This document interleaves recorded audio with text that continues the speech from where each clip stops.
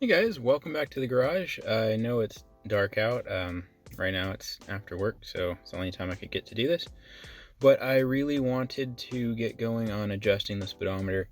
I've gotten the truck lifted, new Carly backcountry kit. Really amazing rides. Anyway, I wanted to get to the speedo adjustment. If you leave it how it is, you don't change the speedometer.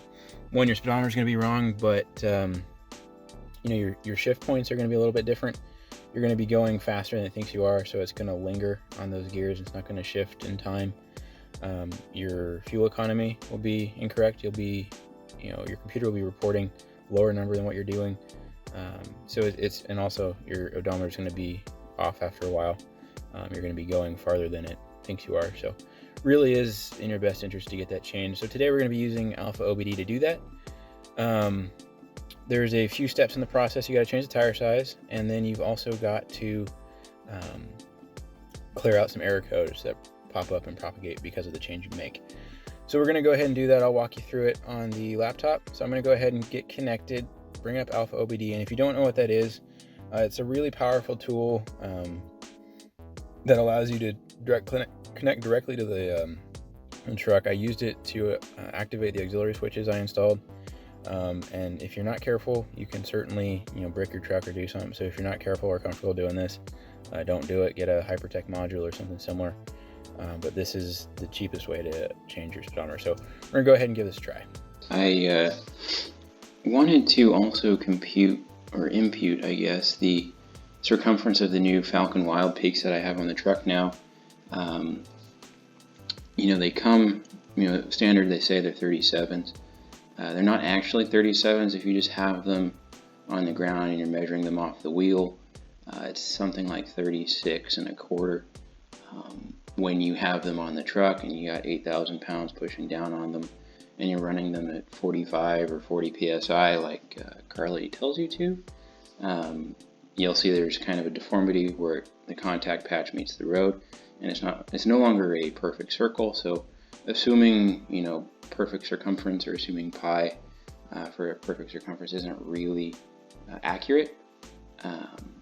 So you can go out there and measure it, from the ground to the top of the tire, and that will be. I measured it about 35 3/4. But what I wanted to do was actually impute this number. So when we hop into the truck to use AlfaOBD to update the parameter, we don't have to do it a whole bunch. We can hopefully get really, really close first try. So first of all, I wanted to highlight this number here. This was the number that seemed to be the closest to 70 miles an hour on the speedometer. So if I'm driving at 66 on the speedometer, my GPS on my Garmin watch was telling me I was doing very close to 70. Technically, it seemed to hover around 70.4, 70.3. So that's kind of the control I'm using. The stock tires are up here. This is the circumference in inches. Just take the 33 inches that they are, and then multiply that by pi, and you get the circumference. And then I converted it to miles, which is a ridiculous looking number to do, have, and a ridiculous looking thing to do, but it made the future calculation easier. Essentially, all I'm doing here, and I'll have the spreadsheet linked down below for you guys later, if anyone is interested, potentially linked to a shareable Google Drive. But essentially what we're doing is calculating the time in seconds and in hours it takes for the wheel to do one revolution on the stock tire at 66 miles an hour, which is this ridiculous decimal here in hours, or in seconds, 0.08 seconds. This is just a check, manipulating the velocity equals d over t formula, and that's proving out that our math is correct. It should equal 66.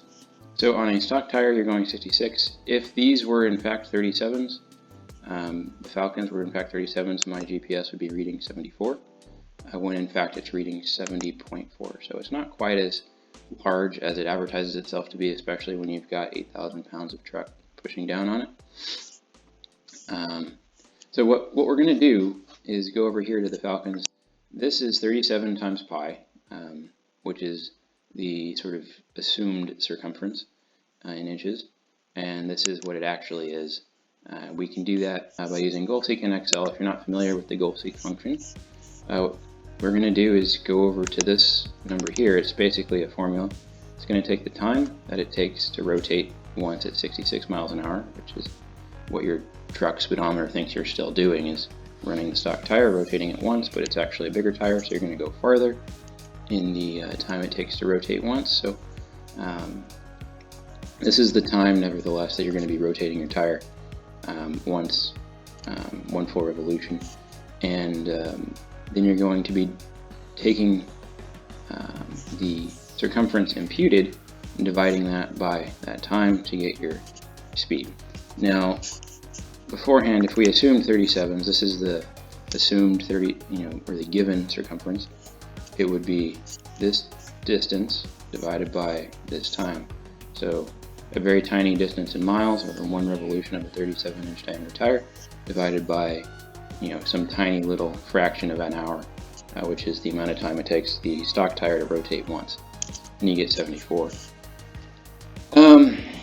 What we're doing is we're going to use Excel's goal seek function. So go to Data tab up top, What If Analysis, and Goal Seek. And what we're going to do is set this cell here, B20, to 70.4. And again, we know it's 70.4 because that's what we went out and experimented with driving, and that's what our GPS told us it was. And we're going to tell it to give us 74.4 by changing this imputed circumference cell, and that has to just be a regular number. It's not a formula. We're going to hit OK, and it's going to give that to us. Again, I'm just going to change this to like 50 for experimentation purposes. It's not 50. We're just going to go to What If, Goal Seek. We're going to tell it to set this number to 70.4, and we're going to tell it to change this number to get there, and it's going to give us that 110 inches is the imputed circumference, which if you do a little bit of math divided by pi, you get a diameter of 35.2. When I went out there earlier with my tape measure, I got 35 3/4. It's pretty close, and millimeter circumference is 2809, so that's the number I'm going to start out with entering into AlfaOBD. So again, I'll have this link down below, probably in a shareable Google Drive spreadsheet for anybody interested in this and wants to use it going forward. But enough of that now. Let's go ahead and hop in the truck and get the speedo updated. Okay, so we've got the AlfaOBD program pulled up here. Set the ignition to accessory and connect to, well, I've got the Dodge Ram, the 2500, and we're going to connect to the body computer here and connect to the one that is appropriate for your truck. For me, that's 2021. Go ahead and connect. I can attempt one, and you'll see here it's connected. Go over now to the active diagnostic. Oh, get rid of the radio. Go over to the active diagnostic and pull up program tire size. Open up the drop down menu, and there it is. So you'll now see that this is clickable. And you can see in the drop down menu it's got a bunch of tires. What we're going to do is enter the circumference because mine's not listed. So I'm going to go and type in 2809 for my circumference. And again, that's going to be pulled from the spreadsheet I've got here, because a 37-inch tire isn't going to be perfectly 37, especially if you're running it at a lower pressure. Mine, for the load range E, to get that load range, it's going to be run at 65 psi, but according to Carly, it should be run at 45 front and 40 rear. So it's going to be a little bit of an egg shape, or a little flatter at the bottom, so your theoretical diameter or circumference is going to be a little bit different. So I imputed that from that spreadsheet that we saw earlier. We're going to go ahead and hit start. Alright, the option is set currently as, go ahead and take a picture of this if you aren't familiar, just in case something doesn't work. You always have the factory tire available to you to reset back to, just in case. So what we're going to do is go ahead and hit next and wait for the procedure to be completed. Alright, there we go. Now we're going to cycle the ignition. Do that a few times. Leave ignition and run, and then you'll be presented with a whole bunch of error codes. ABS, check engine light, trailer brake controller. So what we're going to do now is, four-wheel drive system unavailable. We're going to go back to start. We're going to hit disconnect. And then we're going to pull up the ABS module. And we're going to go to the PowerNet Plus, 2019 PowerNet Plus for me. We're going to go ahead and hit connect to that. And now we are going to go back to the active diagnostic and pull up ABS initialization. Go ahead and type in here.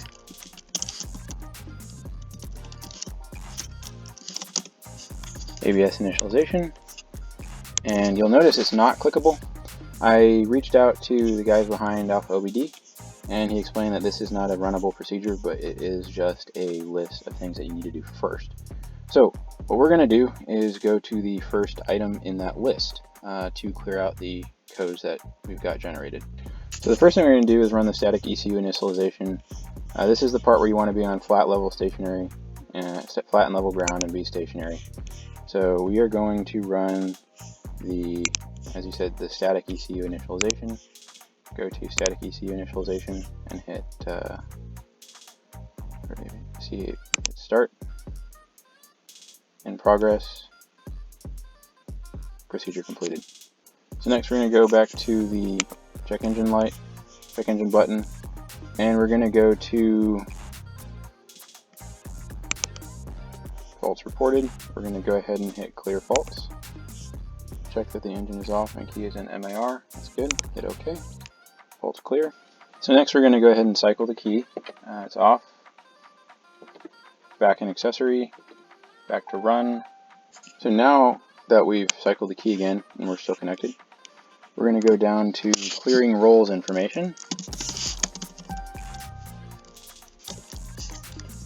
There we go.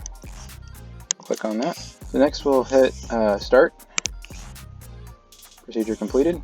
Okay, so next we're going to go ahead and hit back to start. Hit disconnect. And we're going to cycle the key one more time. Go accessory, run, back to accessory. And then we'll want to connect to, well, first of all, the engine, I think, because I'm getting check engine light. So go to engine, go to 18 plus. We're going to go ahead and hit connect. And we're going to go ahead and hit status faults, hit read all faults. Faults reported, faults found, clear faults. Hit OK. And then we're going to go back to start. And we're going to hit disconnect. And we're going to go back to cycle the ignition one more time. Alright, then we're going to go back to body computer. We're going to go to 21 PowerNet.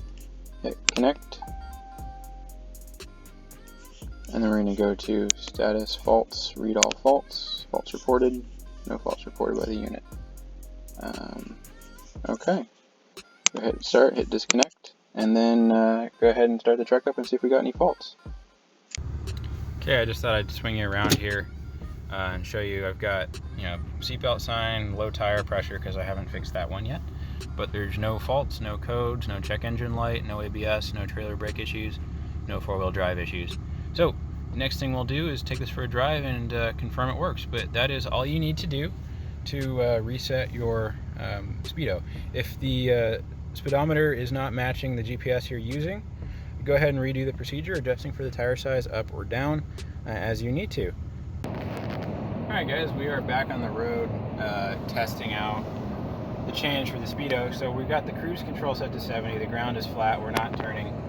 Take a look at the GPS on the watch here. We're cruising right along now at 69.8. So that is 0.2 of a mile an hour. I am very satisfied with that. Again, we used the Excel spreadsheet to kind of just back into this first try. Didn't have to go back and redo the procedure. Now it's 69.9 to 70. So this is really, I think, something that'll really help you guys out. If you guys want the link to the description, or the link to the Excel spreadsheet, I'll include that in the video in the description below. I'll try and put it on a Google Drive for everybody to just share. That way you only have to do the procedure once instead of 2, 3, or 4 times to dial this in. So we're again cruising along at 70, going 69.9 on the watch. Alright guys, so as you just saw, truck started up great. Speedo's been adjusted, but you just need to be on flat level ground. You need AlfaOBD, and you're going to need a security bypass module. I'll put the link to that. It's from CoAdTech if you've got a 19 or newer, I guess 5th gen truck. But just a little bit of patience, and saves you a few $100 on the module. So if you enjoyed what you saw today, if you like the content on the channel, if you want to see more of it, subscribe below. I'll appreciate it, and turn notifications on. That way you'll be notified as soon as I post something new. Till then, see you next time.